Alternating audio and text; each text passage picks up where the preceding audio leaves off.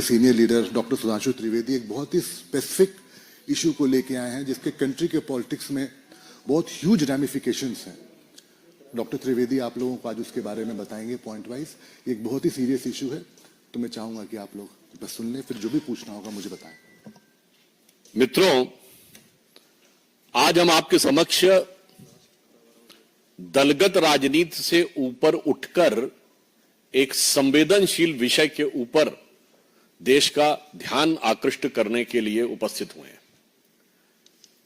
आज देश के एक प्रमुख अंग्रेजी समाचार पत्र में देश के वरिष्ठ सेवानिवृत्त आईपीएस अधिकारी ने एक आर्टिकल लिखा है जो उन्होंने वर्तमान समय में विश्व में सुरक्षा को लेकर हो रही गतिविधियों और भारत पर उसके पड़ने वाले प्रभाव की तरफ ध्यान आकृष्ट किया है। आप सभी को ज्ञात है कि 1.5 वर्ष पूर्व जापान के पूर्व प्रधानमंत्री शिंजो एबे जी की एक राजनीतिक कार्यक्रम में हत्या हुई। चंद दिन पूर्व अमेरिका में राष्ट्रपति पद के प्रत्याशी डोनाल्ड ट्रंप के ऊपर हत्या का अटेम्प्ट हुआ जिसमें वो बाल बाल बचे। उनका कहना है कि इस प्रकार की प्रवृत्तियां जो हिंसा और हत्या को उकसाती हैं, ये कहीं न कहीं उन बयानों से प्रेरित हो जाती हैं जहां राजनीतिक दल अपने तात्कालिक राजनीतिक स्वार्थ में, शॉर्ट टर्म पॉलिटिकल बेनिफिट के लिए हिंसा और हत्या के शब्दों का प्रयोग करना चाहते हैं। एक दुखद परंतु चिंताजनक बात यह है कि प्रधानमंत्री श्री नरेंद्र मोदी जी के विरुद्ध इस प्रकार के शब्दों का प्रयोग, और मैं साफ शब्दों में कहूंगा हिंसा के लिए उकसाने वाली भाषा निरंतर प्रयोग की जा रही है। अभी आपको ध्यान हो, कांग्रेस के नेता प्रतिपक्ष राहुल गांधी जी ने चुनाव प्रचार के दौरान पिछले वर्ष कई बार अपमानजनक शैली में मोदी जी के लिए मारना, डंडे मारना इत्यादि शब्दों का प्रयोग किया। यहां तक उन्होंने बोला कि अगर काफिले पे कुछ फेंका गया तो कुछ और फेंका जा सकता है, यानी फेंका जाना डर के समाप्त होने का प्रतीक है। इसका मतलब कि किसी भी नेता के काफिले के ऊपर कुछ भी होना चाहिए। याद करिए कि जिस समय प्रधानमंत्री जी पंजाब के दौरे पे गए थे 2021 में, जिस ढंग से उनके सुरक्षा घेरे को तोड़कर उनकी सुरक्षा के लिए एक बहुत खतरनाक स्थिति का निर्माण किया गया था। और इतना ही नहीं है, हम बहुत साफ शब्दों में कहना चाहेंगे कि मौत और हिंसा जैसे शब्दों का प्रयोग बयानों में नहीं होना चाहिए। क्या यह सत्य नहीं है कि कांग्रेस के कई वरिष्ठ नेताओं ने मोदी जी के लिए इस प्रकार की मौत और उस प्रकार की मौत जैसे शब्दों का प्रयोग किया? छुटभैये नेता नहीं थे, कांग्रेस के पूर्व केंद्रीय मंत्री जैसे लोग थे। क्या कब्र खुदेगी, मर जा जैसे शब्दों का प्रयोग किया गया, सर फोड़ देंगे ऐसे शब्दों का प्रयोग किया गया। और यह बात सिर्फ आज की नहीं है, यह विगत लंबे समय से चली आ रही है। मोदी जी के लिए जिन लोगों ने बोटी बोटी काटने से शब्दों का प्रयोग किया, वो दूसरी पार्टी से लाकर आज कांग्रेस पार्टी के सांसद बन चुके हैं। और मैं ये भी बात दुख के साथ और गंभीरता के साथ कहना चाहूंगा, किसी नेता के लिए मौत के शब्द का प्रयोग सबसे पहले 2007 में सोनिया गांधी जी ने मौत के सौदागर शब्द के रूप में किया था। हमने कभी जब आपातकाल में संविधान की हत्या हो गई थी तब भी कभी श्रीमती इंदिरा गांधी जी की मौत की कामना या मौत जैसे शब्द का प्रयोग नहीं किया था। और मैं यह भी बताना चाहता हूं कि यह राजनीति राष्ट्रीय सुरक्षा के खिलवाड़ के साथ बहुत लंबे समय से होती आ रही है। मैं आप सबका ध्यान यह भी आकृष्ट करना चाहूंगा कि जब कांग्रेस सत्ता में थी तो भारत के ही नहीं दुनिया की इन्वेस्टिगेटिव हिस्ट्री का एक विचित्र उदाहरण है इशरत जहां केस। जहां उस समय तत्कालीन सरकार की दो एजेंसीज, इंटेलिजेंस ब्यूरो और सीबीआई, दोनों ने कहा कि इशरत जहां टेररिस्ट है। जैसे ही पता चला कि उसका निशाना तत्कालीन गुजरात के मुख्यमंत्री और आज के हमारे प्रधानमंत्री श्री नरेंद्र मोदी जी थे, अचानक सीबीआई ने अपना हलफनामा बदल दिया और कहा टेररिस्ट नहीं है, वो तो मासूम है। भारत के इतिहास में कभी without any reason U turn लेने का कोई उदाहरण नहीं मौजूद था। और आप सबको ध्यान होगा कि जब हमारी सरकार आई और इशरत जहां मामले की फाइल तलब की गई तो पता चला फाइल गायब। और संबंधित अधिकारियों के बयान है कि उन लोगों ने फाइल के ऊपर ऐसा कुछ नहीं लिखा था, केवल तत्कालीन गृह मंत्री ने, चिदंबरम साहब ने अपने आप वो नोट चेंज किया था। ये इंपॉर्टेंट नहीं है। उससे बड़ी बात यह है कि सीबीआई ने अपना स्टैंड चेंज कर दिया था, मगर आईबी ने स्टैंड चेंज नहीं किया था। यानी आईबी पहले भी मान रही थी कि इशरत जहां टेररिस्ट है और बाद में भी मान रही थी इशरत जहां टेररिस्ट है। सीबीआई पहले मान रही थी टेररिस्ट है, मगर बाद में कहने लगी नहीं है। अर्थात दुनिया के इतिहास का इकलौता उदाहरण जहां एक ही सरकार की दो एजेंसीज एक दूसरे के खिलाफ खड़ी है। एक एजेंसी कह रही है कि टेररिस्ट है अमुक व्यक्ति, एक करे नहीं। क्यों? चूंकि प्रधानमंत्री श्री नरेंद्र मोदी जी की हत्या के इरादे से जाते हुए किसी टेररिस्ट को बचाव देने के लिए, कवर फायर देने के लिए किस सीमा तक जाया जा सकता है, ये उसका दुखद उदाहरण है। आप सबको याद हो 24 अक्टूबर 2013 को पटना की रैली में सीरियल ब्लास्ट हुए। कांग्रेस की केंद्र में सरकार थी। मैं पूछना चाहता हूं क्या सुरक्षा व्यवस्था थी? नरेंद्र मोदी जी को Z+ सिक्योरिटी थी और उसी सभा में हमारे तत्कालीन राष्ट्रीय अध्यक्ष और वर्तमान रक्षा मंत्री राजनाथ सिंह जी भी थे, उनके पास भी Z+ सिक्योरिटी थी सेंट्रल गवर्नमेंट की। दो नेता जिनके पास Z+ सिक्योरिटी हो सेंट्रल गवर्नमेंट की, और उसके लिए केंद्रीय सरकार ने क्या व्यवस्था की थी।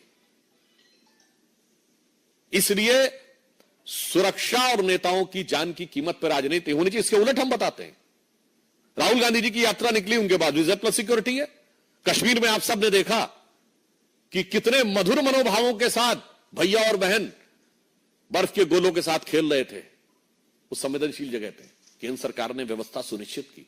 मणिपुर जैसी जगह पे जहां इतना संवेदनशील है, उनकी यात्रा निकली और पूरा रूट सैनिटाइज करना और सारी व्यवस्था सुनिश्चित की गई। इसलिए मैं कहना चाहता हूं कि भारत की राजनीति में राजनीति अपनी जगह है, नेताओं के साथ प्रतिस्पर्धा अपनी जगह है, मगर प्रधानमंत्री श्री नरेंद्र मोदी जी के विरुद्ध जो राहुल गांधी ने शब्द बोला था संसद में, मैं याद दिलाना चाहता हूं, हिंसा हिंसा हिंसा, हत्या हत्या हत्या जैसे शब्दों का प्रयोग बंद होना चाहिए। दुनिया में इसके उदाहरण दिख रहे हैं, भारत में इसके परिणाम खतरनाक हो सकते हैं।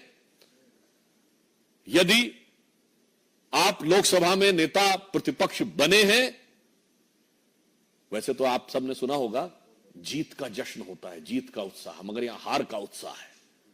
तो उस हार के उत्साह में मैं कहूंगा, उत्साह से उच्छृंखलता, उच्छृंखलता से उद्दंडता की तरफ मत जाइए, परिपक्वता का प्रदर्शन करिए। इसलिए मैं पुनः जहां से मैंने प्रारंभ किया था वहीं पे सभी राजनीतिक दलों से आग्रह करता हूं कि हिंसा और हत्या जैसे शब्दों का प्रयोग, किसी के प्रति आक्रमण, मारना, पीटना, कब्र खुदेगी जैसे शब्दों का प्रयोग बंद होना चाहिए। चूंकि याद रखना चाहिए कि लगेगी आग तो आएंगे घर सभी जद में, यहां पे सिर्फ हमारा मकान थोड़ी है। तो मैं सभी दलों से यह आग्रह करता हूं, विशेषकर कांग्रेस पार्टी से, कि प्रधानमंत्री श्री नरेंद्र मोदी जी के प्रति आपके मन में एक इंफीरियरिटी कॉम्प्लेक्स है, आप एहसास कमतरी से वाबस्ता हैं, माना, आपके मन में ईर्ष्या है, आपके मन में द्वेष है, आपके मन में कुंठा है, मगर उस कुंठा को हिंसा और मौत जैसे शब्दों तक ले जाने से बचिए। अन्यथा मैं एक पंक्ति के साथ समाप्त करना चाहता हूं, जो सभी नेताओं के लिए, जो मोदी जी के लिए नफरत रखना चाहते हैं, उन्हें ध्यान रखना चाहिए कि देश के सौहार्द वातावरण में कोई प्रोवोकिंग बात नहीं करनी चाहिए कि कागज का है लिबास चिरागों का शहर है, कागज का है लिबास चिरागों का शहर है, चलना संभल संभल के चूंकि तुम नशे में हो। तो ये हार के उत्साह के नशे से बाज आइए और समझदारी के साथ आचरण दिखाइए। धन्यवाद। I just, in the outset, I will tell you, we'll only take questions regarding this topic, taking the seriousness of the topic. So anybody has to ask anything.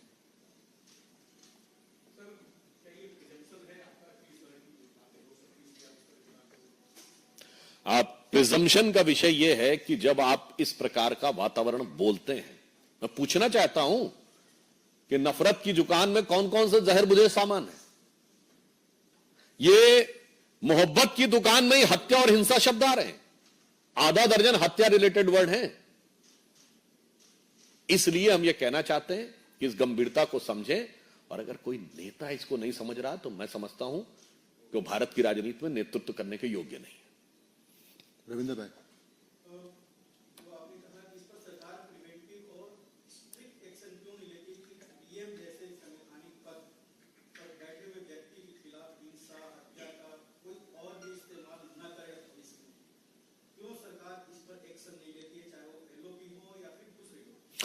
देखिए, किसी भी विषय के दो पक्ष होते हैं, एक होता कानूनी पक्ष और एक नैतिक पक्ष, लीगल और मॉरल। हम यह कहना चाहते हैं, लीगल स्टेप्स कितने भी आप ले लीजिए, मगर समाज में जो व्यवस्था चलती है वो मॉरल पैराडाइम के बेस के ऊपर चलती है। इसलिए राजनीतिक दलों का उत्तरदायित्व नैतिक आधार पर जवाब देना है।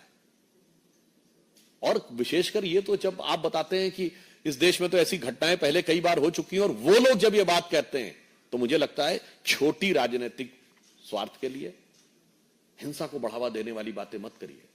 हमास के समर्थन में रैली से लेके और बयानबाजी से लेके मैं एक वाक्य में कहना चाहूंगा, अभी तक आप अलगाववादियों और आतंकवादियों का समर्थन करते हुए नजर आते थे, अब अलगाववादियों और आतंकवादियों की भाषा प्रयोग करते नजर आ रहे हैं। तो बस आप समझ सकते हैं कि अगर कोई अलगाववादियों और आतंकवादियों की भाषा प्रयोग करने लगेगा तो देश के लिए कितना चुनौतीपूर्ण और खतरनाक है, इसके लिए हम आगाह करना चाहते हैं। सुधांशु जी, समाजवादी पार्टी के मुखिया और पूर्व मुख्यमंत्री अखिलेश यादव ने एक मानसून ऑफर दिया है और उन्होंने कहा कि 100 लाओ और सरकार बनाओ।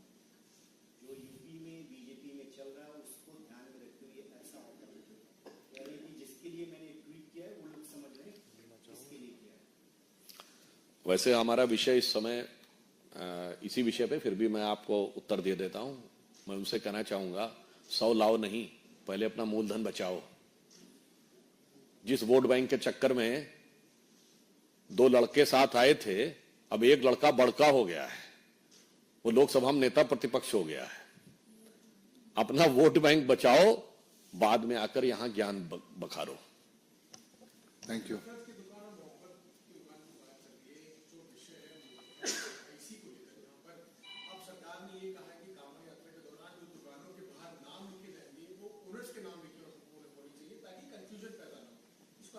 देखिए, ये एक प्रशासनिक विषय है, सुरक्षा और संवेदनशीलता का विषय भी हो सकता है। कहीं पर कोई ऐसी चीज सिक्योरिटी रिलेटेड होती है तो वो सरकार अपने, मगर मुझे एक बात नहीं समझ में आती है, ये पता नहीं क्यों हमारे विरोधी कोई भी विषय होता है तो नाम और पहचान छुपाने वालों के साथ क्यों खड़े हो जाते हैं। विषय कोई भी हो, मतलब वो आसाम से लेके केरल तक हो, वो विषय सुरक्षा से लेके केरल हाई कोर्ट के द्वारा यूज किए गए और वीएस अच्युतानंदन के द्वारा यूज किए गए लव जिहाद का हो, मगर पहचान छुपाने वालों के लिए इतने अरमान दिल में क्यों